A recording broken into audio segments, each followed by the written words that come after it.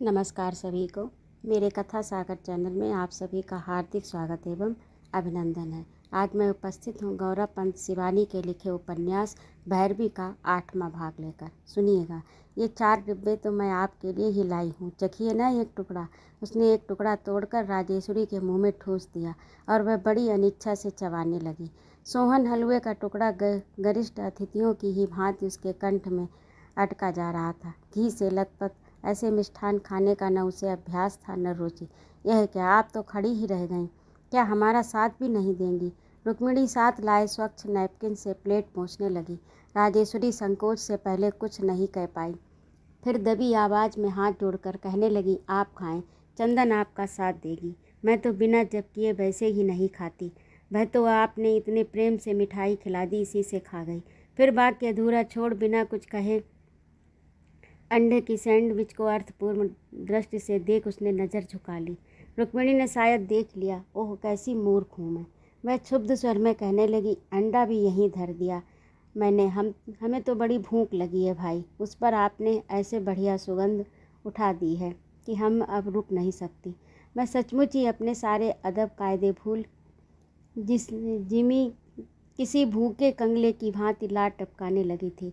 उन गर्म गर्म पूड़ियों में क्या वनस्पति घृत की मरीचिका थी, शुद्ध पहाड़ी घी की सुगंध, कुंडे का दानेदार खोए सा स्वादिष्ट दही और नित्य ली गई फिर से नकली हिम शीतल जल की घूंट को फीकी करती मीठे पहाड़ सोते के स्वच्छ जल की ठंडी घूंट। प्रतिवेशियों के यहाँ से चंग भरकर राजेश्वरी चाकती ले आई, इसे पिएं, खूब बढ़िया नींद आएगी इसे पीकर। और देश विदेश के आसप की गुड़ी जौहरी जिभ्या एक ही घूंट में तृप्त हो गई। रात को दीवान खाने ही में अतिथियों के सोने की व्यवस्था कर राजेश्वरी स्वयं सोने जाने लगी तो रुक्मिणी ने बड़े आग्रह से चंदन को अपने ही कमरे में सुलाने के लिए रोक लिया। अपने कमरे में अकेली खड़ी राजेश्वरी रात भर गहरे सोच विचार में डूबती उतराती रही। यह भी संभव था कि ये रिश्ता वास्तव में उतना ही वांछनीय हो जितना रुक्मिणी बतला रही थी, और एक संभावना यह भी थी कि बहुत ऊंची उस दुकान का पकवान एकदम फीका ही निकल पड़े। उसके अतिथि थककर ऐसे चूर हुए सो रहे थे कि सुबह 8 बजे से पूर्व उनके जगने की कोई संभावना नहीं थी। इस बीच वह रात ही को अपने मामा का अनुभवी परामर्श लेकर लौट सकती थी। वह दबे पैरों उठी, मोटी गर्म पंखी से अपना शरीर तंबू सा बनाती पिछवाड़े के द्वार से चुपचाप निकल गई। मामा को लेकर जब वह लौटी तब माँ बेटी बेखबर सो रही थी। अकेली चंदन ही न जाने कब उठकर उसके पलंग पर हाथ पांव से कोड़े गठरी बनी बैठी थी। हाय अम्मा, इतनी सुबह सुबह कहाँ से आ रही हो? अरे गजट नाना जी आप। वह एकदम उठकर चाय बनाने जाने लगी तो माँ ने रोक लिया। देख चंदन, खटर पटर मत होने देना, 2 गिलास चाय बनाकर हमें यहीं दे जा अभी। माँ बेटी को मत जगाना, समझी? मार्ग भर राजेश्वरी मामा से परामर्श करती आई थी। मामा ने कहा था कि वह स्वयं आकर उसकी भाभी समिधिन के अजाने कुल गोत्र का ठीक ठिकाना ढूंढ लेंगे। प्रवासी पर्वतीय परिवार चाहे वे अंडमान जापान ही में जाकर क्यों न बस जाएं, सबको गजट मामा हथेली पर चल रही जुओं की भांति बीन सकते थे। सुबह चाय नाश्ता निपटाकर सोनिया चंदन को लेकर घूमने चली गई। इधर गजट मामा ने रुक्मिणी के साथ शास्त्रार्थ आरंभ किया। फिर तो उन्होंने किसी वाचाल पंडे की भांति एक एक कर रुक्मिणी के पितृकुल, ससुर कुल, यहाँ तक के पितामह के भी भाई भतीजों के नाम एक एक कर ऐसे सुना दिए कि वह दंग रह गई। उधर मामा के कसकर लिए गए बायवा में रुक्मिणी ने सर्वोच्च स्थान पाया। आंख बंद कर कन्यादान कर दे भांजी, पीताम्बर जी ने एकांत में भांजी की पीठ थपथपाकर कहा। खबरदार, देरी मत करना। अपनी सरलता के बावजूद हमारा समाज भांजी मारने में अनूठी योग्यता रखता है, ये मत भूलना। यही नहीं, गांव जाने से पहले गजट मामा ने स्वयं ही भांजी की दूसरी पुत्री का हाथ पकड़ रुक्मिणी के पास बैठा दिया। यही नहीं, गजट मामा ने स्वयं ही भांजी की सुंदरी पुत्री का हाथ पकड़ रुक्मिणी के पास बैठा दिया। फिर हाथ जोड़कर कहने लगे, हमारी भांजी की किस्मत खुल गई समधिन, जो ऐसा घर भर मिला। वैसे हमारी बिटिया भी साक्षात हिमालय कन्या गौरी है। जब आपका हुक्म होगा तभी इसे आपकी चरण सेवा के लिए भेज दिया जाएगा। हाय हाय, ऐसी लक्ष्मी से मैं चरण सेवा कराऊंगी? लपक कर उसने लजाती चंदन को खींचकर छाती से लगा लिया और बहुत दिनों बाद निखालिस अश्रु जल से उसकी आंखें छलछला उठी थी। ये भोला प्यारा मुखड़ा यदि उससे उसके अकस्मात खो गए पुत्र को उसकी माँ के पास लौटा सके तो क्या वह स्वयं उसकी चरण सेवा करने नहीं झुक पड़ेगी। चलने से पूर्व रुक्मिणी ने भावी पुत्र वधू की विभिन्न वेशभूषा और भंगिमा में न जाने कितनी तस्वीरें खींच डाली। कभी माँ के विवाह के पहाड़ी लहंगे दुपट्टे में, कभी उस गुलाबी चूड़ीदार कुर्ते में, दुपट्टा उसी फेंटे की भांति सिर पर बांध, हाथ में चूने की बाल्टी, झाड़ू थमा वह उसे सीढ़ी पर खड़ी कर खट कैमरा खटका देती।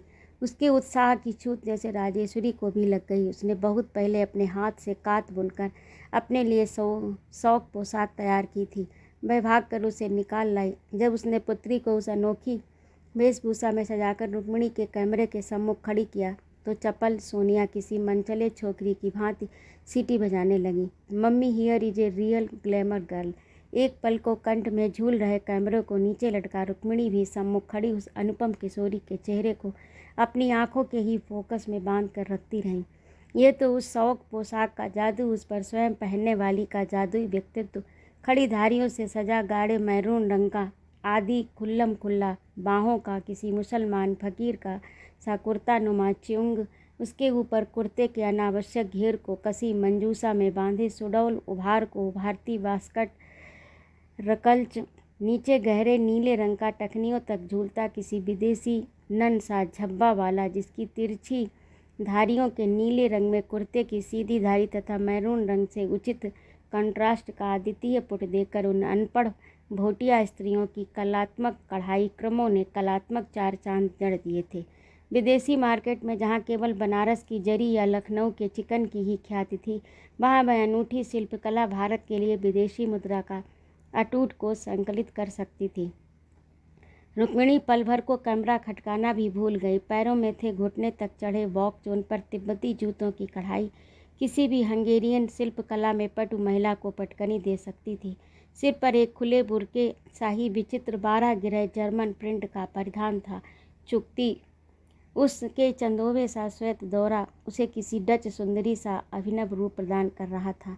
कंठ में झूल रहा था माँ का करेला और मूंग की दोहरी लड़ों का हार। सुनिए, एक ऐसी ही ड्रेस क्या हमारे लिए बनवा देंगी प्लीज़, सोनिया ने कहा। दिल्ली में तो हमारे ड्रामेटिक क्लब की लड़कियां एकदम पागल हो जाएंगी इसे देखकर। पर ये तो बिकती नहीं बेटी, राजेश्वरी ने कहा। यहाँ की स्त्रियां स्वयं कात बुनकर बड़े परिश्रम से इसे 4-5 महीने में तैयार कर सकती हैं। मैंने भी तो ये स्वयं ही कात बुनकर पूरे 5 महीने में तैयार की थी। तो क्या आप गलीचे कालीन बुन लेती हैं? रुक्मिणी बिना कुछ पूछे रह नहीं सकी।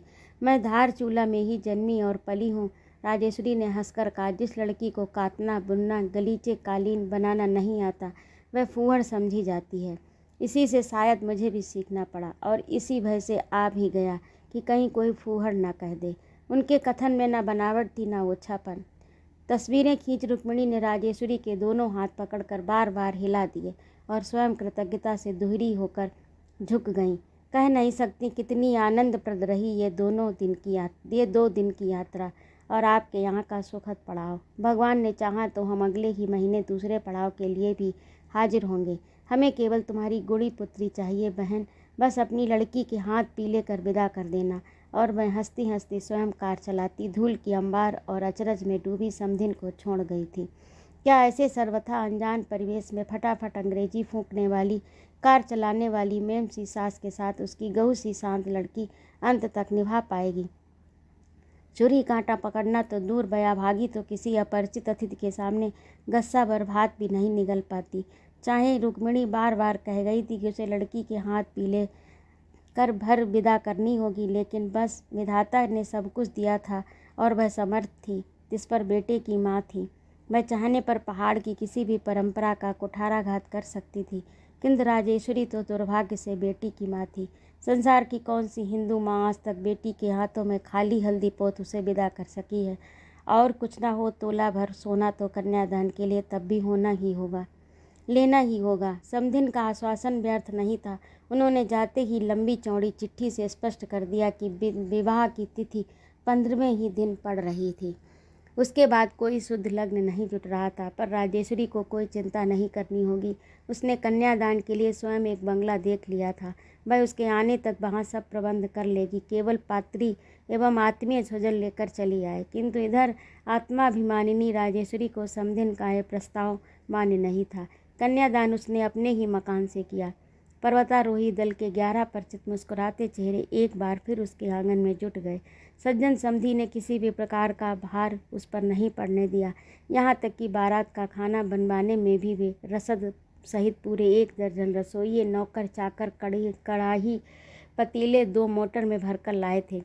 चंदन के विदा होते ही वह अपने कमरे में खिसक गई। चंदन चली गई थी उसकी एकदम भोली सुकुमार चंदन, जिस पर उसने कुटिल संसार की छाया भी कभी नहीं पड़ने दी, जिसकी फरेबी चालों का उसे अक्षर ज्ञान भी नहीं करवाया। क्या वह उसकी बुद्धिमता थी या मूर्खता? सास जब इतनी आधुनिका थी तब क्या बेटा दूध का धुला होगा? कन्यादान की निपटते ही उसने कोने में लुढ़की चौकोर बोतल भी देख ली थी। बड़े कौशल से वह उसे आंचल में संभालती गेहूं के बोरे में छिपा आई थी। उसकी देवरानी की तो पीठ में भी आंखें थीं। यही नहीं, विदा के पूर्व 11 छोकरे उसे धन्यवाद देने आए तो इलायची पान से छिपाई गई दुर्गंध को उसकी सात्विकी घ्राण शक्ति ने पकड़ भी लिया था। विवाह के दिन भी चढ़ाने वाला उसका ये अनजान जमाता क्या उसकी भोली पुत्री को सुख से रखेगा? किंतु जब पलंग पर बैठी राधा गोविंद सी पुत्री जामाता की जोड़ी की आरती कर तिलक लगाने उसने पुत्री का घूंघट उठाया तो वह चंदन का खिले फूल सा दमकता चेहरा देखकर अपना सब कुछ भूल गई। कम से कम इस चेहरे को देखकर कोई इसका अनिष्ट नहीं कर पाएगा। ये तो भूल थी राजेश्वरी की। जब चंदन विदा हुई तब भी उसका चेहरा वैसा ही खिला था। न आंखों में आंसू थे, न चेहरे पर माँ के विछोह का दुख। हाय, कितनी बेरुखी से पली पलाई बेटी पलाई हो जाती है। उसकी हिचकी यत्न से दबाए जाने पर भी शायद निकल ही पड़ती कि देवरानी आकर डंक दे गई। आज की लड़कियां क्या हमारी तुम्हारी तरह रोती हैं? चंदन की माँ बेशरम हंसती हंसती ससुराल को चल देती हैं। मैंने तो कहा भी बेहया एक बूंद तो लोक लाज के लिए गिरा दे, पर राम भजो तुम्हारी चंदन तो मना कर रही थी। कब कार चले और कब मायका छूटे। जली भुनी देवरानी ने छौंक लगाई, पर चंदन सचमुच ही आकाश में उड़ती जा रही थी। अपनी ससुराल के नए प्रवेश की ऊंची ऊंची देहरियों पर जब कभी ठोकर खाती, आनंदी स्वभाव की हंसमुख ननद सोनिया उसको हाथ थाम कर संभाल लेती। ये भाभी हैं, इनके पैर छूना। ये तुम्हारी जिठानी है, समझी? ये मेरी दोस्त है दर्शन। जिठानी सुमीता, सहेली दर्शन, दोनों की आंखों में ईर्ष्याग्नि दमदमाती ज्वाला को सरल चंदना ने पहली झलक में पहचान लिया था। असल में दर्शन 4 साल से दद्दा के पीछे पागल बनी घूमती रही। सोनिया के पेट में भला कोई बात पड़ सकती थी? वह अपनी भोली नई भाभी के कान में दर्शन के आने से पहले ही फुसफुसाकर कह गई थी। सुनीता ने कटे वालों की एक लट पीछे फेंक अपना अग्निवाड़ एट होम की पार्टी के बीच में ही छोड़ दिया। हाय देवर जी, तुम तो कहीं से दूध पीती बच्ची ही उठा लाए। चाहने पर शारदा एक्ट में तुम्हें पकड़वाया जा सकता है। क्यों जी देवरानी, दूध के दांत टूट गए हैं तुम्हारे? और अतिथियों के बीच ठहाकों की मार से लाल साड़ी में लिपटी चंदन लाल पड़ती और सुंदर लगने लगती थी। उसी के सोफे पर उसे सटकर बैठे पति ने सबकी दृष्टि बचाकर अपनी बालिका वधू का हाथ हल्के से दबाकर मुंह का आश्वासन दिया था, जैसे कह रहा हो, डरना मत चंदन, ये सब भूखी आदमखोर शेरनियाँ हैं। मैं तो कहाँ हूँ, मैं तो यहाँ हूँ, फिर तुम्हें कैसा भय? ससुर गृह के एक एक कक्ष का वैभव देखकर चंदन की निर्दोष आँखें और भी बड़ी होकर उसके सलोने चेहरे पर फैल गई थी। कितने आभूषण, कैसी कैसी साड़ियाँ, कैसे कैसे हीरे, फिर सबसे अधिक जगमगाता हीरा स्वयं उसका पति। विवाह के 10 दिन बीतने पर चंदन की लज्जा कुछ कुछ कट चुकी थी। माँ ने लिखा था कि द्विरागमन के लिए पति को लेकर वह पहाड़ चली आए। पहाड़ की ये रस्म तो मायके में ही निभाई जाती है, किंतु उसके उतावले पति ने ये रस्म भी वहीं उसके माँ के किसी दूर के रिश्ते के मामा के यहाँ जाकर निपटा ली थी। चलो अब हम एक लंबा सा हनीमून मना आए। विक्रम ने चंदन को छाती के पास खींचकर कहा था। शाहजहाँपुर की चची का भांजा भी शादी के बाद पाकिस्तान से हनीमून बनाने हिंदुस्तान आया था। वह भी उड़कर उस रंगीन जोड़े की ताजमहल के सामने खींची गई तस्वीरें देखकर अम्मा ने उसे खूब डांटा भी था। छी छी, कुंवारी लड़की को ऐसे तस्वीर तो तेरी चची ने भला क्या सोच कर दे दी? क्यों अम्मा, क्या है इस तस्वीर में? सचमुच ही तो कुछ भी नहीं था उस तस्वीर में। दोनों एक दूसरे का हाथ पकड़े खड़े थे बस। नजमा के भाईजान की हनीमून की तस्वीर है अम्मा। उसने कैफियत दी तो अम्मा और भड़क गई थी। चूल्हे में जाए ये हनीमून, यही सब मना मना कर तो अब हम पहाड़ियों के बहू बेटे भी रसातल को जा रहे हैं। मैं नहीं जाऊंगी। चंदन ने पति के रसीले प्रस्ताव का समर्थन नहीं किया था। क्यों? अम्मा नाराज होंगी। वाह वाह, खूब जोर से हंस उठा विक्रम, और फिर चंदन की नुकीली ठोड़ी पकड़ उसके दूधिया चेहरे पर झुक आया था। सच, कभी कभी तो मेरा मन भी करता है कि तुमसे भाभी की ही तरह पूछ लूं कि तुम्हारे दूध के दांत टूट गए हैं या नहीं। क्यों नाराज होंगी जी तुम्हारी अम्मा? क्या मैं उनकी बेटी को भगा कर लाया हूँ? देख तो रही हो। वह फिर उसे बच्ची की भांति फुसलाने लगा। रात होने तक क्या यहाँ एक पल भी अकेले बैठ पाते हैं? और रात ससुरी भी तो 1.25 घंटे में कट जाती है। दिन में जहाँ देखो वहाँ मेहमान। विवाह के 10 दिन बीत गए और एक भी ससुरा टलने का नाम नहीं लेता। चलो ठाठ से, जहाँ तबीयत आएगी वहीं घूमेंगे। उठाया बैग और चल पड़े। जिस स्टेशन पर तबीयत करेगी वहीं उतर पड़ेंगे। जिस ट्रेन को देखकर मन ललचाएगा उस पर चढ़ जाएंगे। सच, ऐसी ही हनीमून की बचकानी उमंग में रंगा वह रंगीन जोड़ा अटपटे स्टेशनों पर चढ़ता उतरता पूरा महीना भर घूमता रहा। हर स्टेशन पर एक चंदन उतरती, जैसे दूसरी नई ही चंदन पति का हाथ पकड़ चढ़ आती। पल पल भर में रंग बदलती अपनी अपूर्व तन्वी सहचरी को विक्रम ने बड़े यत्न से कैशोर की सीढ़ियाँ फंदा तारुण्य के जगमगाते सिंहासन पर बैठा दिया। कभी किसी ग्राम के अनजाने कुएं के पास ही नीम की छाया में दोनों सुस्ताने लगते। लाठी में लटकाया बैग और जूते पेड़ से टिका विक्रम किसी गंवार उजड्ड की भांति नए नए गौने से विदा कर लाई गई सी बहू को खींचकर छाती से लगाता और जोर जोर से गाने लगता। छी छी, क्या कर रहे हो? कोई देख लेगा तब। चंदन पति को दूर धकेलती स्वयं निकट खिसक आती। तब क्या, मैं तो चाहता हूँ कि हमें सब देखें। ऐसी जोड़ी बड़े भाग्य से देखने को मिलती है। चंदन कभी उसे वह खींचता अरहर के खेत में उठा ले जाता। ऐसे ही खेतों में गांव की स्त्रियों के आभूषण उतार उन्हें काट कूट कर गाड़ दिया जाता है। चंदन वह ऐसी अद्भुत दृष्टि से सब सहमा देता जैसे स्वयं उसी ने किसी सुंदरी को लूट पाट कर वहाँ गाड़ दिया हो। भय से कांपती बच्ची सी अपनी नई बहू की डरी सहमी आंखों को फिर वह प्रणयी अधरों के आश्वासन से मूंद लेता। कभी किसी जीर्ण मंदिर के गूढ़ मंडप में ही रात कटती और कभी किसी धर्मशाला में। एक दिन भूले भटके दोनों घर लौटे तो सोनिया भागकर चंदन से लिपट गई। तुम तो इसे और भी सुंदर बना लाए दद्दा। देखो न मम्मी, कैसा टैंड चेहरा बना लाई है। सुमिता फिर विदेश चली गई थी। दर्शन शायद मन की व्यथा भुलाने अपनी माँ के साथ कश्मीर चली गई थी। उन दोनों की उपस्थिति ही चंदन को सहमाती थी। इसी से इस बार उसे ससुराल भयावह नहीं लगी। वैसे ससुर गृह की विचित्र सज्जा देखकर वह अब भी बीच बीच में सिहर उठती थी। वह भी कैसी सजावट थी बाबा। मुर्दे की खोपड़ी की एस्ट्रे, वह भी असली। स्वयं सोनिया ने उसे बताया था कि किसी लावारिस लाश जलाने वाले जमादारों से मम्मी ने पूरे 100 रुपए में यह खोपड़ी खरीदी थी। एक विदेशी मित्र तो उन्हें इस खोपड़ी के 500 दे रहा था, पर मम्मी ने नहीं बेची। दीवारों पर जगह जगह टांगे गए टूटी फूटी खंडित मूर्तियों के छिन्न भिन्न अंग, कहीं किसी घन स्तनी का खंडित स्तन, कहीं पर अर्धांग से विलक किया गया छिन्न मस्तक, और द्वार पर करधनी से विभूषित कटी जंघा तक धड़हीन मूर्ति के नितंब पर ही बड़े कौशल से लगी थी कॉल बैल। जब कभी अतिथि आकर घंटी बजाते और द्वार खोलने चंदन जाती, उतनी ही बार लज्जा उसे रसातल को खींच ले जाती। पता नहीं हमारी मम्मी का ऐसा मॉर्बिड टेस्ट क्यों है, सोनिया प्रायः ही कहती रहती, पर रुक्मिणी बड़े गर्व से मुस्करा देती। सचमुच ही मॉर्बिड रुचि थी उसकी। दीवारों पर 10 फुटी नंगी चुड़ैलों की तस्वीरें बनी थी, जिनके रंग प्रत्यंग से निकली निरर्थक लता गुल्मों की फ्रेस्को कला पूरी छत को घेरे थी। दीवान खाने में कहीं कटे पेड़ का तना पड़ा था तो कहीं एक विराट गजदंत। गृह स्वामी ने यह सुंदर कोठी टेहरी के महाराजा से खरीदी थी, किंतु उसका सौंदर्य रुक्मिणी ने अपनी जंगली गोदने से गोद कर सचमुच ही किसी आदिवासी के चेहरे की भांति बीभत्स बना दिया था। दीवारों पर कहीं लाल रंग की मोटी मोटी धारियां पड़ी थी और कहीं था मोटा काला आकारहीन धब्बा, जैसे कोलतार का पीपा ही उलट दिया गया हो। उस पर रुक्मिणी दिन रात एक तख्त पर पड़ी ऐसी विचित्र तस्वीरें आंकती रहती, जिसका न सिर रहता न पैर। पर प्रेम दीवानी चंदन को 1.5 ही महीने में अपनी ससुराल का एक एक पत्थर भी प्यारा लगने लगा था। कभी कभी वह माँ की याद में उदास हो जाती तो रसिक पति न जाने कैसे उसकी उदासी को भांप लेता। चलो चंदन, तुम्हें आज कुतुब दिखा लाए। और हवा के बेग से भगाई कार में वह अपनी नवेली को कांख में दबा दबा कर पृथ्वी से दूर न जाने किन किन ग्रह नक्षत्रों की सैर करा लाता और मायके की हुड़क भूल कर रह जाती। दर्शन कश्मीर से लौट आई थी और उसे एक दिन डस भी गई। एजी डॉल ब्राइड, अपने पति का पीना पिलाना भी छुड़ा दिया या नहीं? उसे छुड़ा सको तो हम भी तुम्हारा लोहा मान जाएं। इतनी सी उम्र में ये बेहुदा बेहद पीने लगा है। क्या पीने लगे हैं? भोली चंदन ने आश्चर्य विस्फारित दृष्टि पार्श्व में बैठे पति के चेहरे पर निबद्ध कर पूछा। उसका सरल प्रश्न और निष्पाप दृष्टि नंगी संगीन सी ही विक्रम की छाती में धस गई। उसके जी में आया कि वह दर्शन के रंगे चेहरे पर एक झापड़ धर दे। शराब? और क्या मैं दूध चाय पीने की बात कर रही हूँ?